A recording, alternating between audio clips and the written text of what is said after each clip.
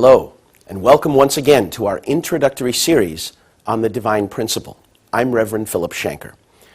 In our first presentation, the principle of creation, we looked at the laws and principles that govern the operation of the physical universe, and from there could understand something about the nature and the purpose of its creator, the first cause, whom we call God. We also discussed the purpose and value of human life to realize the three blessings given to our first human ancestors: be fruitful or individually mature, multiply or create a God-centered family, and have dominion, loving dominion over the natural world. We talked about man's eternal purpose, that we live in two worlds, spiritual and physical, and that ultimately we have a portion of responsibility to cooperate with God in realizing His will and purpose in our lives. At the same time, we acknowledged that human beings have a contradiction, and that the world of our reality is vastly different than the world of our dreams. We're going to discuss today that contradiction as we look at the human fall. Let's begin.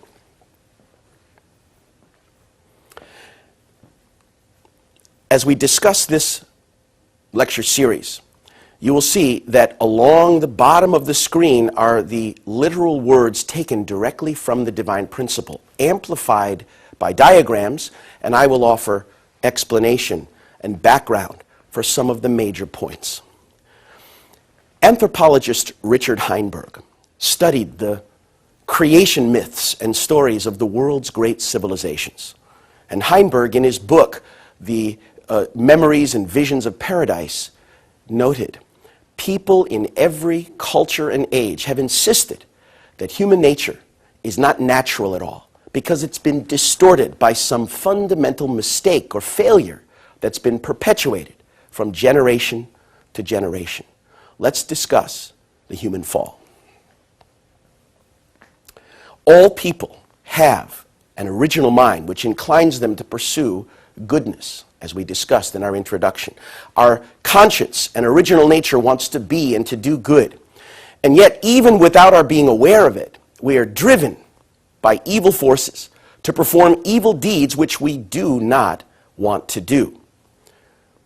We have a contradiction within ourselves, and every single one of us has experienced this struggle within, knowing we should do something, but not having the strength or willpower to act according to what our conscience tells us. Or conversely, knowing that we shouldn't engage in some behavior, yet when no one is looking, we can't resist the temptation or desire to act upon that.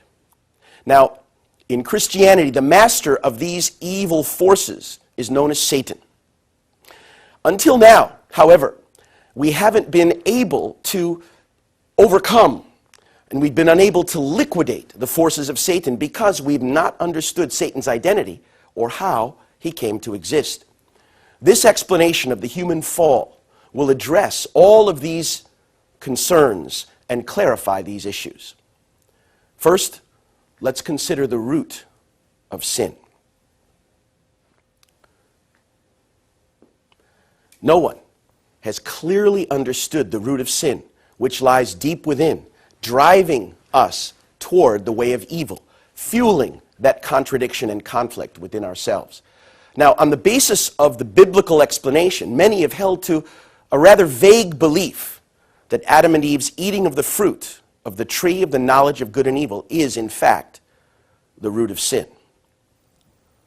Let's consider the meaning of that fruit and the tree it grew upon, the tree of the knowledge of good and evil, and the tree standing next to it, the tree of life. Many have thought that the fruit was that of an actual tree. But would God, a loving parent, place a dangerous fruit that could cause death to his children in their vicinity, in their innocence? Jesus said in Matthew 15:11, "Not that which goes into the mouth defiles a man, but what comes out of the mouth, because it proceeds from the heart." In other words, it's not what we eat that can defile us, but what comes from our heart, Please remember that point as we continue. Now, the result of eating that fruit is that original sin has been passed on from generation to generation throughout the history of mankind. But how is it that what someone would eat could impact later generations? It doesn't make sense.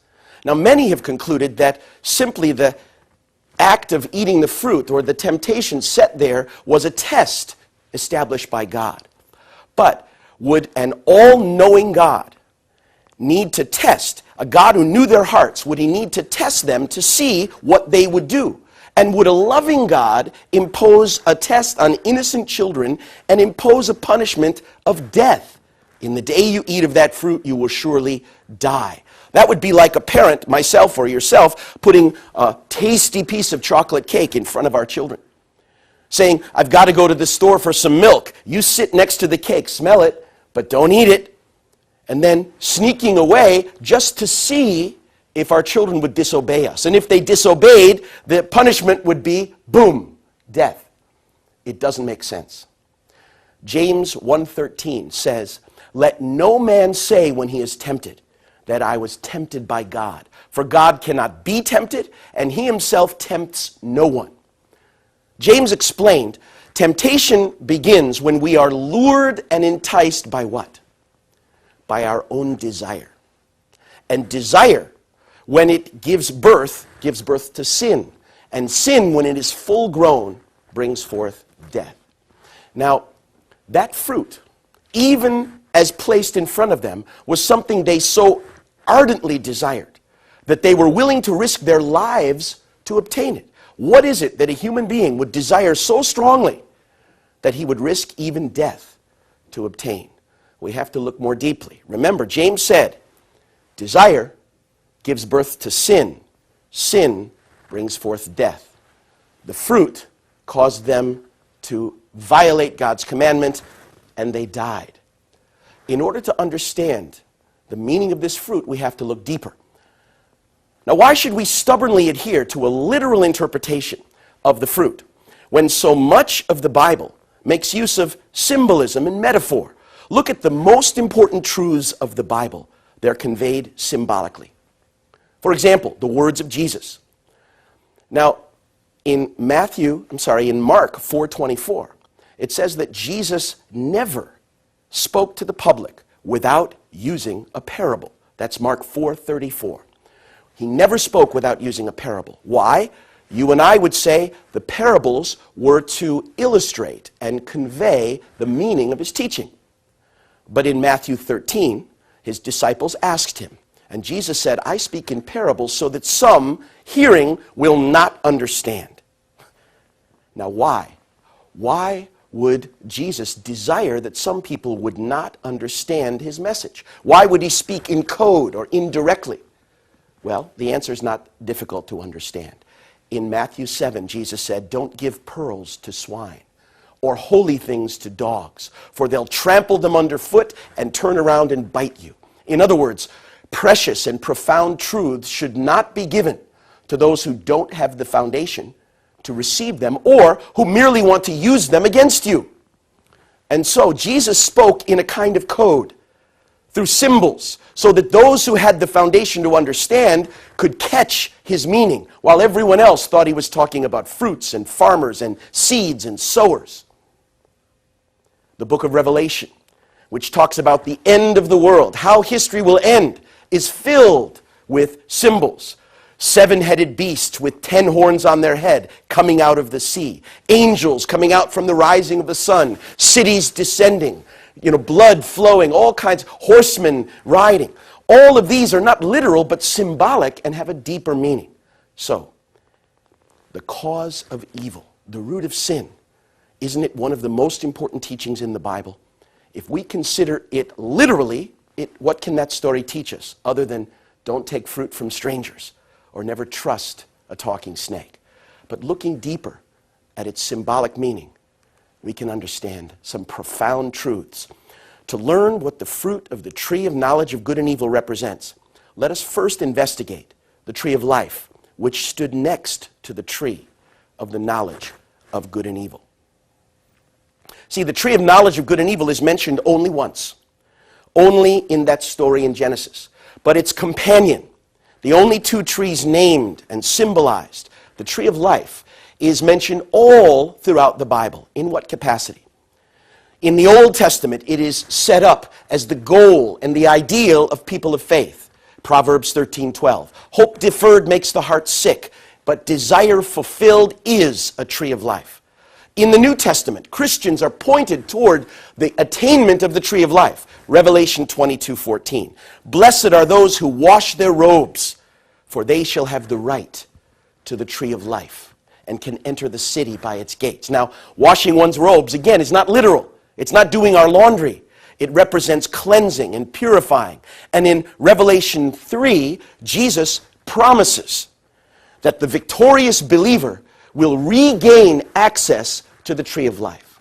So what is this tree that fallen people have longed for and sought after all throughout history? Well, we can recognize that since the ultimate hope of humankind is the tree of life, we can infer that Adam's hope was also the tree of life. In fact, Genesis 3:24 says that the access that Adam had to the tree of life prior to the fall was blocked, was lost to him. He lost access by the fall. An angel with a flaming sword, a cherubim, was guarding the way to the tree of life. Now, as we'll learn in later discussions, the sword, like the sword that comes from the mouth of the Lord, and flames, like the fire that Jesus came to cast on the earth, are symbolic of the truth.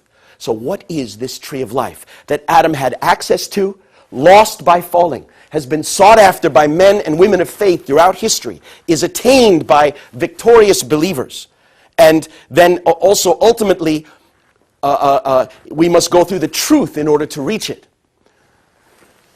We consider what was the hope of Adam during the time he was immature and growing toward perfection. Was it money, power, or earthly gain? It wouldn't have been that, because he had all things set before him. Adam's longing, he must have hoped to become a man who would realize God's ideal of creation by growing to perfection without falling.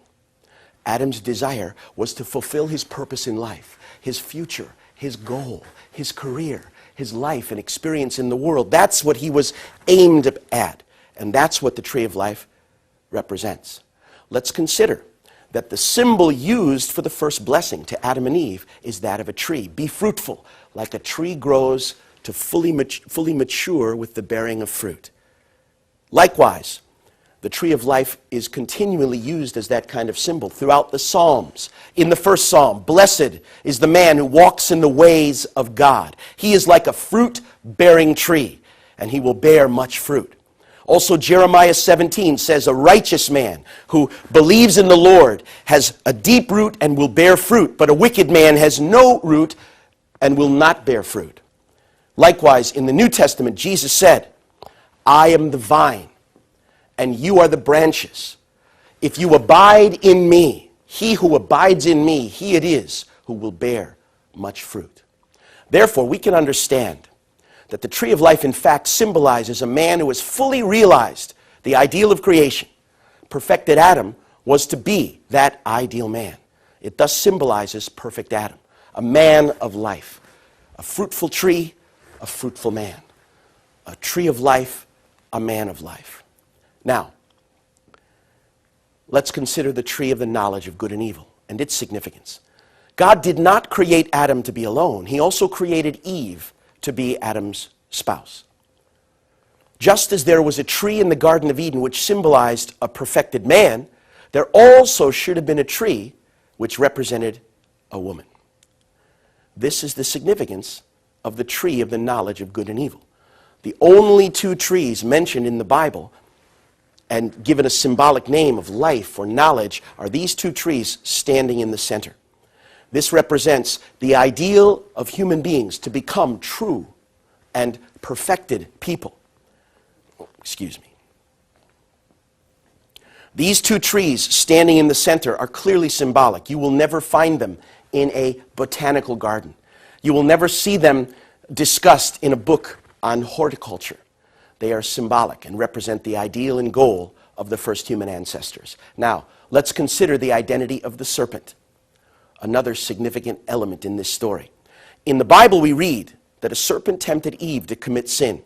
What does the serpent symbolize? The serpent described in the Bible was able to converse with people, able to communicate with human beings. This is not something normally that an animal literally can do. Furthermore, the serpent knew the will of God, which strictly forbade human beings to eat the fruit from the tree of the knowledge of good and evil. He said, did God say that you should not eat of this fruit, etc.? Oh, he was just trying to prevent you from becoming like him. So he knew God's will. This kind of a spiritual being, it's compelling evidence that this being was, the serpent symbolizes a spiritual being with the capacity to communicate, to know the will of God, etc. Now, Revelation 12:9 describes something more about this serpent. That great dragon, Revelation says, was thrown down, that ancient serpent who is called the devil and Satan, the deceiver of the whole world. It goes on, he was thrown down to the ground, and his angels were thrown down with him. So we have a being who's able to converse with human beings, who knows God's will, who has the wisdom and deceitfulness to tempt Adam and Eve, whose home was originally in heaven, had dominion over angels, and was cast down to the ground. We are left with the conclusion that the spiritual being represented by the serpent was not an animal, in fact, literally, but a symbol for Satan. What kind of spiritual being, even after it had fallen and become degraded to an evil being, could transcend time and space to dominate the human soul? There are no beings endowed with such characteristics other than angels. So this serpent, who tempted human beings and sinned, is an angelic being. Now please note, in 2 Peter 2:4, the Bible says that God did not spare the angels when they sinned, but cast them into pits of nether gloom. Please remember that. Angels who sinned, cast into pits of nether gloom. The Bible also identifies a particular angelic being in Isaiah 14:12 as one who was originally in heaven, had dominion over angels, who tried to make himself like the Most High and fell down, was cast down. How you are fallen from heaven, O Lucifer, son of the dawn. How you are cut down to the ground, you who made the nations low. You said in your heart, I will ascend above the heights of the clouds, above the stars of God. But you are brought down to hell, to the depths of the pit. Our conclusion is that the serpent who tempted Eve was an archangelic being, originally in the position closest to God, but was cast down as a result of his evil action and became Satan. Now let's consider the sin that caused the fall of the angel and compare it with the sin that caused the fall of Adam and Eve. First of all, the angelic sin. Jude chapter 1, verses 6 and 7 refers directly to the angels who sinned and were cast into pits of nether gloom. And it compares their sinful act to the sin of Sodom and Gomorrah. Please read with me. From Jude 1, 6 to 7, we can infer that the angel fell as a result of an illicit sexual relationship. And the angels that did not keep their own position, but left their proper dwelling, have been kept by him in eternal chains in the nether gloom until the judgment of the great day. Just as Sodom and Gomorrah and the surrounding cities, which likewise acted immorally and indulged in unnatural lust, serve as an example, etc., etc. Now, the Bible clearly means that Sodom and Gomorrah and the surrounding cities likewise acted as did the angels, indicating that the angelic sin was the sin of the misuse of God's precious ideal of love through an illicit sexual act or experience. Now let's consider the sin of Adam and Eve. From Genesis 3:7, we read that prior to the fall, Adam and Eve were both naked, but they were not ashamed. Was there any reason for them to be ashamed? Was there something wrong with their nose? Was there something wrong with their chin or belly button or knees? Nothing faulty, and so no shame. However, after the fall, they did become ashamed. Let's look. After the fall, they felt ashamed of their nakedness and sewed fig leaves together into aprons to cover their lower parts. Now that's unusual. They didn't cover their mouths, which had eaten something, or their hands, which had stolen something. They felt compelled to cover their sexual areas. Now, just understanding human nature makes it clear to us where their guilt and shame was focused. As you can see, I'm a person that enjoys eating. And when I was young, my mother was very good at catching me in the cookie jar. I'd be going into the jar, my mother would walk in, or I'd have a mouthful of cookie. And when she did that, I might have put the cookie behind my back, covered my mouth. What are you doing? Mm-hmm. Have you been eating those cookies? Mm-mm. Are you telling me the truth? Mm-hmm. But there was never a time when my mother caught me eating something wrong when I did this. It doesn't make sense. Our understanding of human nature tells us their shame and their guilt was focused on their lower parts. Adam and Eve's sexual parts were the source of their shame because they were the instruments of their sinful deeds. Job 31:33, Job says, like Adam did, I too have covered my sin by hiding mine iniquity. Concealed my transgression, he said, by hiding mine iniquity. What is it that Adam covered? Hence we can deduce that if the angelic sin was an illicit sexual relationship, and the human sin was an illicit sexual relationship, that something must have occurred between the angel and human beings. Now remember, the serpent, representing the angel, tempted Eve to partake of the fruit, which represented what? It represented Eve's maturity or love on a tree that should have become ripe, but she was not yet given permission. The time was not yet ripe. The angel tempted Eve to partake of that fruit prematurely. Then Eve, in turn, tempted Adam to partake of that fruit.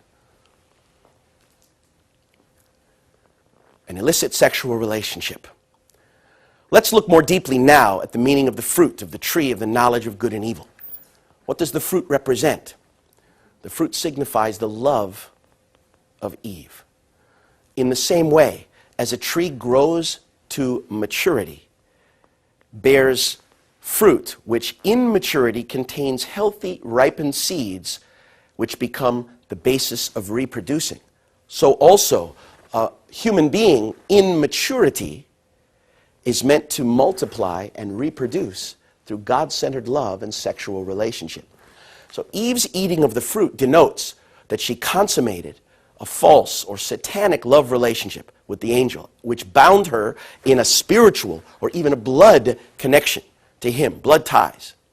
That's the significance. Now Eve should have borne good children in maturity through her godly love. Instead, immature and self-centered love, through that she bore evil children through false love. So we can conclude then that the root of sin was not that the first human ancestors ate a literal fruit, but rather that they had a false, premature, self-centered relationship, misused love with an angel, symbolized by a serpent. Now there is a preponderance of evidence of this particular fact, that this is in fact the case. It's interesting to note that the tree they ate of was the tree of knowledge. And in the Bible, knowledge is not always meaning learning or understanding. When the Bible says that Adam knew Eve and she bore a child, Lot knew his wife and she bore a son, Cain knew his wife, the knowledge indicates intimate relationship, which in this case, mature and complete, is good. Premature and self-centered, evil. Also, they ate of a fruit, which is a common metaphor in today's Middle East and at the time of the Bible for an intimate relationship with the opposite sex, to eat or pick a fruit. But you can say, well, where's that in the Bible? Please study the Song of Songs, the Song of Solomon, which describes the relationship between newlywed lovers and uses eating the choicest fruits of my beloved, climbing her tree and picking the fruits that represent her body and her love etc. So we can understand even biblically these are common metaphors used in this way. Also, we now can understand the significance of original sin, because eating a fruit wouldn't impact my descendants. But how is something passed from generation to generation? Through sexual relationship, sexual love. Also, we can consider that if we look at the Old Testament, the Jews were called by God to become his people. And he made a covenant with them that they should atone for their sin with equal payment, eye for eye, tooth for tooth, etc. And the sign of the covenant, the signature, was that every Jewish male child should be circumcised, cutting the foreskin, draining the blood. It was a spiritual rite in order to reconcile them to the position of God's children. Look in the New Testament, and we find that both Jesus and St. Paul advocated celibacy. Jesus said there are eunuchs who have made themselves eunuchs for the sake of God. And Paul said, it is good to be married, better than to burn in sin. But he who refrains from marriage does even better. Now, when God created man, he said, it is not fitting for man to be alone. And I will make him a helpmate, fit for him. He said, be fruitful and multiply. So how is it that God's original intention for man and woman to be together can become something that both Jesus and Paul recommend you avoid if you want to serve God? The only possibility is that somehow that ideal of love had become defiled, corrupted, and misdirected. Sexual immorality has caused the downfall of kings, presidents, heroes, religious leaders, and the decline of civilization. When we look at the preponderance of sexual immorality, it's the one thing that even the advance of civilization cannot end, because it's a corruption that arises from the heart. Let's look then more deeply at the course and motivation. We'll consider section 2, the motivation and the process of the fall. First, in order to understand how this problem arose, we need to understand the mission of angels and their relationship to the universe, to God, and to human beings. Angels were created by God prior to any other creation. God created them to be his servants, as an angel calls himself a servant in Revelation, and ministering spirits, as they're called in Hebrews, who would assist God in creating and sustaining the universe. God himself is beyond time and space. In order to develop and prepare the creation as an environment for his children, God needed a substantial object, conscious, spiritually aware, that could relate with him, through whom he could work and develop in the creation. This is the mission of angels. That's why throughout the Bible, angels are agents of God, acting on his behalf, and also responding to him, praising him, and glorifying God. But in Hebrews, Paul says that they also are ministering spirits to attend who? The heirs of salvation. That's us, to serve man. And so all throughout the Bible, we see angels bringing messages to human beings, to the central figures of God's providence. We see an angel unlocking Peter from prison. Because God created human beings as his children and gave us dominion over all creation, we are meant to rule over the angels as well. That's why Paul wrote in Corinthians, do you not know that we are to judge the angels? So, as children of God, we are meant to rule over all of the creation, all of the environment. That includes both physical and spiritual worlds. Jesus said, the servant does not remain in the house forever, but the son remains forever. Meaning that a servant is in the household based on the good works that he does. But a son, as an heir, has an inheritance and a right that's even deeper and higher. This is the relationship between human beings and angelic beings. From there, we can now consider the spiritual fall and the physical fall. God created human beings with two components, the spirit self and the physical self. Likewise, we live then in two dimensions of reality. And the human fall likewise took place in these two dimensions, the spiritual dimension and the physical dimension. the relationship that took place between Eve and the archangel, the fall that took place through the sexual relationship between the angel and Eve, was the spiritual fall, while the fall that occurred through the relationship between Eve and Adam was the physical dimension of the fall. Let's look at each of these two one by one. First of all, the spiritual fall. After the creation of human beings, Lucifer, feeling as though he were receiving less love than he deserved, wanted to grasp the same central position in human society as he enjoyed in the angelic world as the channel of God's love. This was why he seduced Eve, and this was the motivation of the spiritual fall. Let's consider Lucifer's motivation. Now, prior to the existence of human beings, as an archangel, Lucifer was closest to the love of God, and it was through him that God's love was channeled to the whole of the angelic world. He was closest until when? Until the creation of Adam and Eve. At that point, God did not love Lucifer less, but human beings with a deeper capacity of love, with ownership over creation, with self-awareness and a deeper sense of moral capacity, could experience a dimension of love from God and relationship with the universe that the angel couldn't touch. So Lucifer sensed, comparatively, a lessening of love. Not because God was loving him less, but because God's children were now present. It's similar to the feeling of an older sibling who sees a brand new, younger baby brother or sister brought home. Parents aren't loving their older child less, but at that time the baby needs more attention. And so the elder can feel comparatively less love.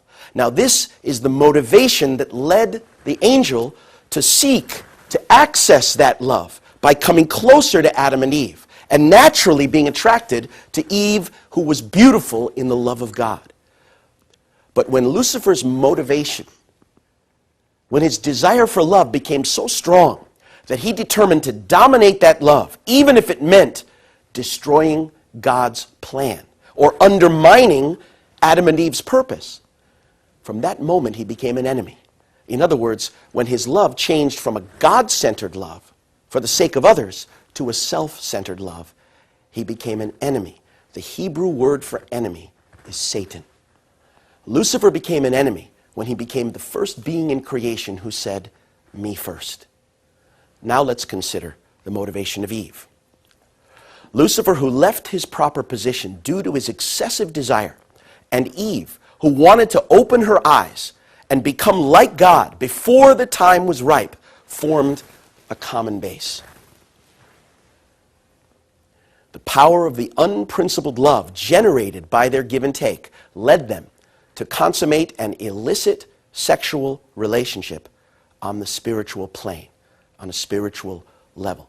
Now consider first Eve's motivation, and then we'll consider the possibility of such a relationship. As long as Eve related to God, her father, she was learning the heart of a true daughter. With her brother Adam, she learned the heart of a sister. Eventually, she would learn the heart of a wife and mother, experiencing these dimensions of womanhood in a pure and natural setting.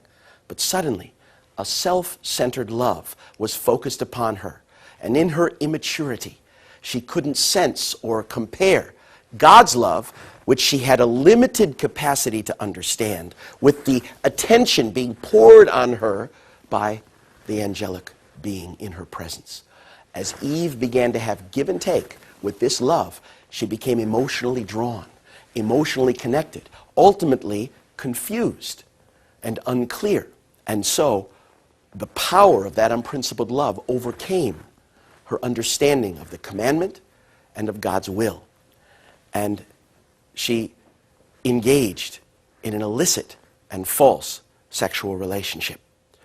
Now, we also might ask, how could such a relationship be possible between an angelic being and a human being? In fact, the Bible describes concrete contact between angels and human beings several times. For example, an angel wrestles with Jacob, strikes the hollow of his thigh and knocks it out of joint. Similarly, angels come to Lot. Angels come to Abraham, eat food take meals, and at times are unrecognized. In fact, Hebrews 13:1, Paul says, "Be careful to entertain strangers, for in this way some have, without knowing, been entertaining angels."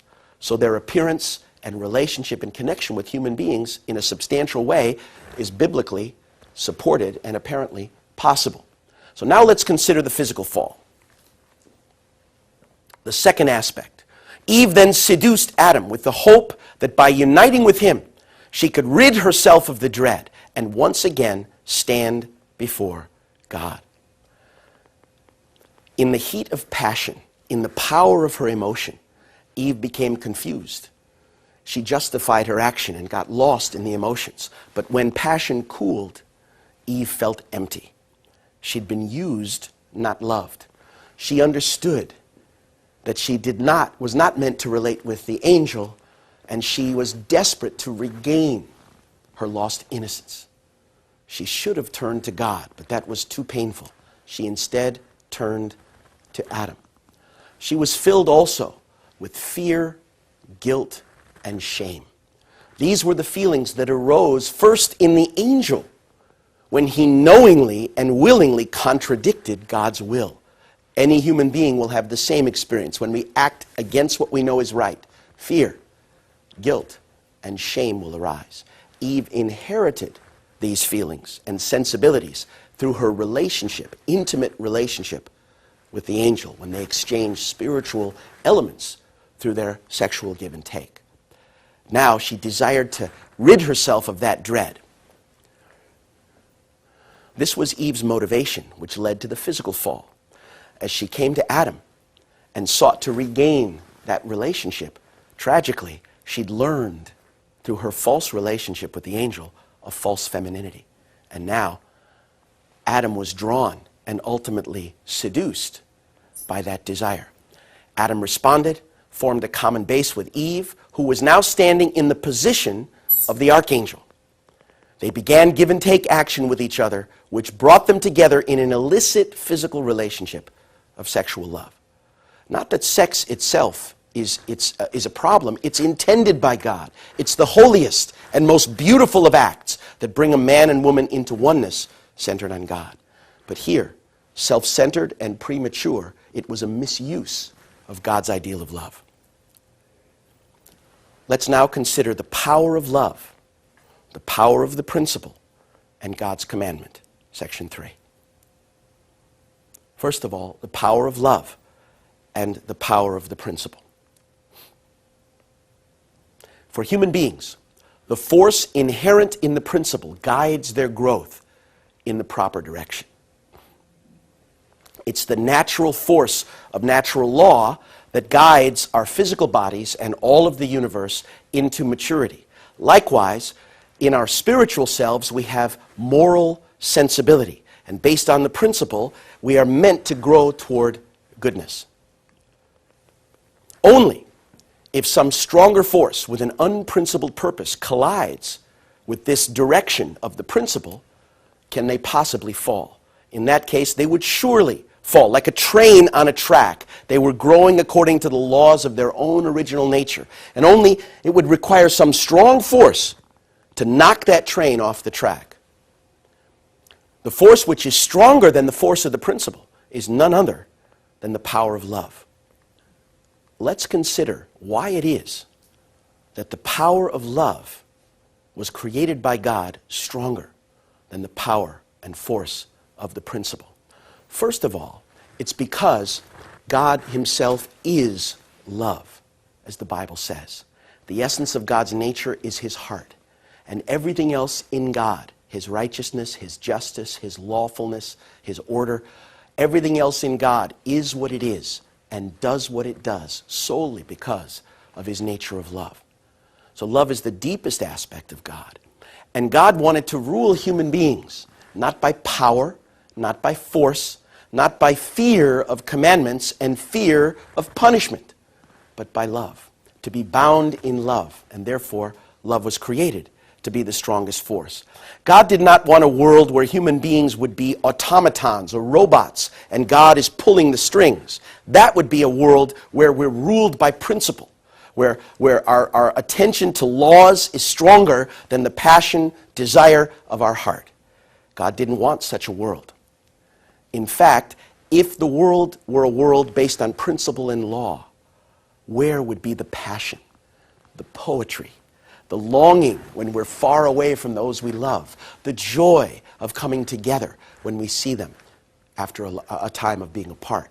These would not exist, but the world was meant to be made based upon heart and love. In order for love to fulfill this role, it had to be created stronger than the power of the principle. But now, as human beings are growing in the process of development, while they're in the state of immaturity, it would then be possible for the power of an unprincipled love to induce them to fall. In order, therefore, to protect them, let's consider why God set up the commandment as an object of faith. To prevent the power of unprincipled love, God gave Adam and Eve the commandment, thus forming a common base with God and engaging in give-and-take action with Him. In other words, He gave them His word as a condition. By relating with God's word and simply obeying, they could overcome every difficulty or challenge. It's much the same as you would relate to an immature child. You can't expect them to be morally responsible in every case. You can't expect them to understand the consequences or to be devoted, reliable, and responsible. So you simply tell them what you want them to do and give them consequences if they disobey. This was how God gave them a condition to overcome the power of love. To prevent this power, Adam and Eve were given the commandment, giving them a common base with God so they could relate. Tragically, Adam and Eve did not obey this commandment, but formed a common base with the angel and had give and take with that power. Human beings, therefore, need, in the process of restoration, if we're going to return to our original capacity, we need, therefore, to relate with God's word, be faithful to it. This portion of human responsibility, which failed, brought the fall, is the element that needs to be restored in the process of restoration. Let's consider the consequences of the human fall. Section 4. First of all, Satan and fallen humanity.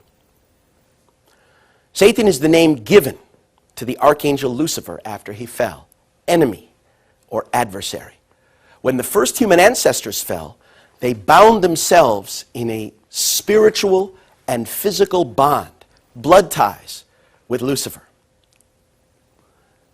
In other words, their give-and-take relationship, instead of being centered on God in maturity and producing loving children and a good tradition and a good world, became a false and self-centered love, centered on a false master and multiplied evil. They formed a four-position foundation, yoked, bound to Satan, and thus all humanity became the children of Satan. For this reason, Jesus said in John 8:44, "You are of your father the devil, and your will is to do your father's desires," calling Satan our father. Likewise, in Matthew 12:23, Jesus angrily called the people a brood of vipers, or offspring of serpents. It's also for this reason that Romans 8:23 states that we need to be adopted in order to become God's children. Now, if God to be our Father needs to adopt us, it means that someone else has become in the parental position. And it's for this reason that Christianity teaches that in order to enter the kingdom of heaven, we have to be born anew, born once again. Nicodemus asked, does that mean, he asked to Jesus, does that mean I have to go back into the womb of my father and mother and come out one more time? But no, rebirth is through heavenly parents, parents of a new lineage, and that's the role of Jesus and the Holy Spirit. It's the reason why Jesus said in the 6th chapter of John, "You must eat my flesh and drink my blood." It doesn't mean vampirism. It means that we must become and inherit the flesh and blood of Jesus. Be my flesh and blood. Connect to my lineage. Connect to my heritage, which once again is directly from God. Secondly, Adam and Eve fell while they were still immature. And so as Satan gained dominion over man, he also, through man, gained dominion over all of the creation. The whole world has come under Satan's sovereignty. Therefore, in John 12:31, Jesus called Satan the ruler of this world. In 2 Corinthians 4:4, St. Paul called Satan the god of this world.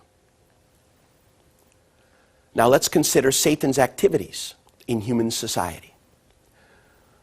Satan cannot perpetrate his evil activity unless he first finds an object partner with whom he can form a common base and engage in give and take.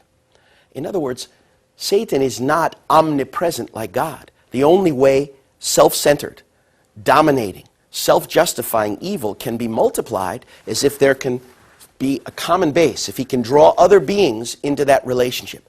Now, Satan's object partners are evil spirits in the spirit world, first of all. Then, the objects of these evil spirits are the spirit selves of people on earth. Therefore, we can be influenced not only by good desires, but also false and self-centered and obsessive desires that seem to come from beyond us. The vehicles through which these evil spirit selves act are our own physical selves. And this, therefore, becomes the process by which evil action is strengthened, initiated, empowered, and multiplied into the world. Accordingly, the power of Satan is conveyed through evil spirits and is manifested in the activities of earthly people. Next, we'll consider the meaning of sin. Now, until now, we've had some understanding that sin means separation from God or missing the mark. But let's be a little bit more clear. Sin is a violation of heavenly law, committed when a person forms a common base with Satan, thus setting a condition for give and take action with him. In other words, when a person thinks or acts outside of God's principle, outside of God's law, it automatically creates a basis for relationship with the Lord of that unprincipled realm, or Satan.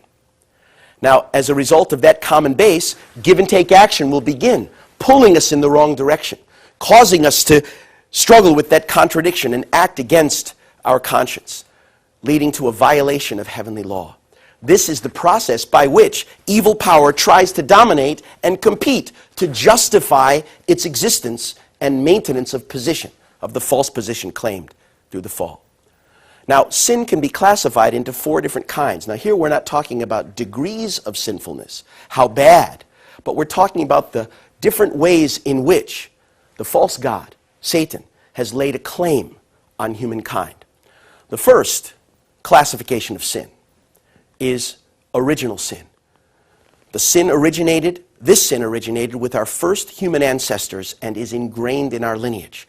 In other words, Satan's first basis to claim, to relate with human beings, is the fact that we engaged in our first ancestors engaged in a false love relationship, inheriting his self-centered love. That is the deepest and most endemic aspect of the sinful nature of man, the desire for self-centered love. It's like the root, and all other sinful actions arise out of it. The second sin is hereditary sin, this classification. This is the sin that one inherits from one's ancestors, as in Exodus 20, verse 5, where it says that the sins of the fathers are visited upon later generations. It's the same as a debt left unpaid will be inherited. So also, Satan seeks to justify his involvement and claim with human beings based not only on the original condition of false love, which we've inherited, but also those sins we inherit from our ancestors. The third classification is collective sin, the sin for which a person is responsible by virtue of being a member of a group. I am the son of Scottish and Russian ancestors who owned no slaves and committed no acts of persecution against the black race. And yet, as a white man, born and raised in America, based upon a history of hundreds of years where the white race committed inhuman acts of separating husbands and wives, parents and children, and burdening the life of millions and millions of those who were brought from Africa. I stand in a position of being collectively responsible as a white person to be accused for the sins collectively of my ancestors. But the black race, every group, similarly has such areas of collective responsibility for which we are accused. Finally, the fourth classification is individual sin, which an individual commits in our own lifetime. Based upon these conditions, the power of evil seeks to establish a connection, to draw us in another direction, to divide us and cause us to struggle. Now, original sin should be thought of as the root. And that nature of self-centered love, as I said, is the deepest and most endemic aspect of our human desire for evil. But out of that desire has arisen all of the other sins, the sins of our ancestors, the sins collectively, which are like the trunk, the sins collectively of different groups, which are like the branches, and our personal acts of unrighteousness, which are like the fruits and the leaves and the flowers. Let's now discuss the primary characteristics of the fallen nature. Eve inherited from the archangel all of the tendencies incidental to his transgression against God when he bound her in blood ties through their sexual relationship. As the angel turned his nature toward himself, away from God, all kinds of tendencies developed to justify his position, to be jealous and envious, to compete, to try to draw others. All of these natures which did not come from God have been inherited by us. And together, they form the basis of our fallen nature, our fallen traits. Adam, in turn, acquired the same inclinations from Eve, and these proclivities or tendencies have become the root cause of the fallen inclinations of all people. We call them the primary characteristics of our fallen nature. These characteristics of the fallen nature can also be divided broadly into four types. The first is the failure to take God's standpoint. If the angel had been able to rejoice in the birth of God's children, to share God's happiness, to see Adam and Eve as God saw them, he could have overcome his feeling and experienced God's love through Adam and Eve. Instead, he looked at them from his own viewpoint, saw Adam as a rival, began to compete, and tried to draw love to himself.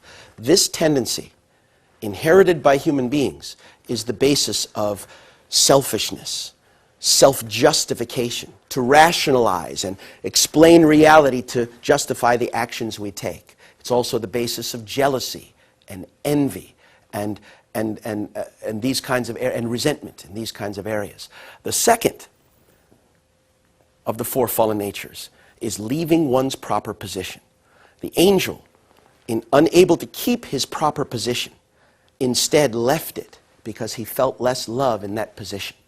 The Bible speaks of angels who were not content to keep their proper home.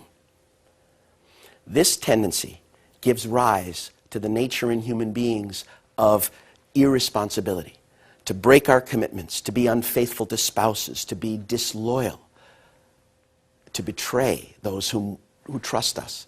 It's also our tendency to be deceitful.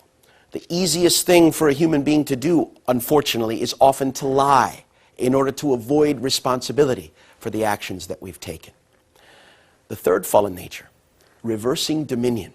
Not only did the angel leave his proper position, but he reversed, trying to put himself above Adam and Eve, seeking to enjoy the same central position in the human world that he'd enjoyed in the spiritual world.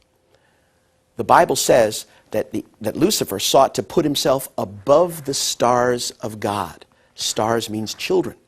To make himself like the Most High. This is the third fallen nature. It gives rise in human nature to arrogance, when we put ourselves above others actually because we feel insecure and lack a sense of value. Judging, dominating, all forms of racism, and sexism, and prejudice arise from this reversing of dominion. The fourth and final fallen nature, multiplying the criminal act. The angel drew Eve into his false, self-centered love. Eve drew Adam into the same, and as parents, they multiplied this evil to their children. Always evil seeks to multiply, and we all know that bad news travels fast. That it's easier to multiply negativity than it is goodness. Rumors, gossip, complaint, and seducing and tempting and causing others to sin are examples of this fallen nature. Finally, our final section will reflect on the reason God did not intervene in the fall of the first human ancestors. God, being omniscient and omnipotent, must have known about the deviant acts of the human ancestors. He saw what was going on amongst our first human ancestors. Then the question is, why then did God not intervene to prevent the fall? Was God able to intervene? Of course, God can do whatever he wants. He's God. But why is it that the God of principle, of order, and of law did not intervene? There are three reasons. The first is to maintain the absoluteness and the perfection of the principle.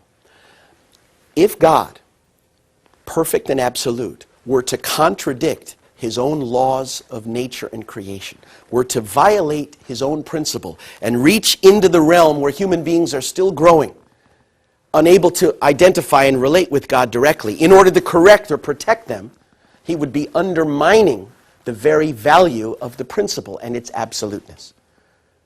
Secondly, it was so that God alone would be the creator. If God were to acknowledge the self-centered love and relate with it, the love that was developing centered on the archangel, God would be acknowledging what he had created. He would have been including in his own realm of authority the elements that are outside the principle, outside the law. And so in order to maintain the sole position of creator and not to empower the role of the false god, Satan, he did not intervene in the fall. The third reason is to make human beings the lords of creation. If God had intervened prior to our maturity in order to protect us, he would have undermined our own authority, our own creative responsibility, making us not self-realized co-creators, but those who were controlled and manipulated. While it would have prevented the tragedy of the fall, it would have undermined the very value for which he created human beings, to be free, creative, responsible, loving children. For these reasons, God was not able, did not intervene in the fall. These are the basic and introductory aspects of the fall of man. I am sure that questions have arisen, that areas of concern and deeper study are necessary. Be sure to contact your local family federation, obtain a copy of the Divine Principle, or study in further seminars. Thank you very much.